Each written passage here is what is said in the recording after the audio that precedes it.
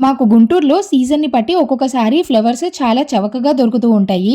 ఎప్పుడన్నా చవకగా దొరికినప్పుడు ఇట్లా ఎక్కువగా తెచ్చుకొని ఫ్రిడ్జ్‌లో కవర్‌లో అలాగే పెట్టుకోవటం వల్ల ఇట్లా నల్లగా అయిపోతూ ఉన్నాయన్నమాట. ఇలా నల్లగా అయిపోతే రేటు పెట్టి కొనుక్కున్న పూలు చాలా బాధగా అనిపిస్తుంది కదా! పాడైపోతే.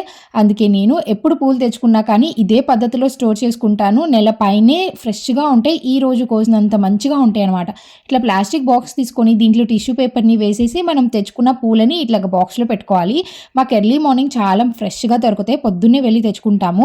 ఇట్లా పూలను పెట్టేసుకొని దీనిపైన కొంచెం జవాది పౌడరు, అలాగే పచ్చకర్పూరం వేసేసి పెట్టుకున్నాము అంటే ఎంత మంచి సువాసన వస్తుందో. మనము ఫ్రిడ్జ్‌లో పెట్టుకొని స్టోర్ చేసుకున్నా మంచి స్మెల్ వస్తుంది. అలాగే దేవుడి పటాలకి పెట్టినా కానీ పూజ గదంతా ఎంత బావుంటుందో.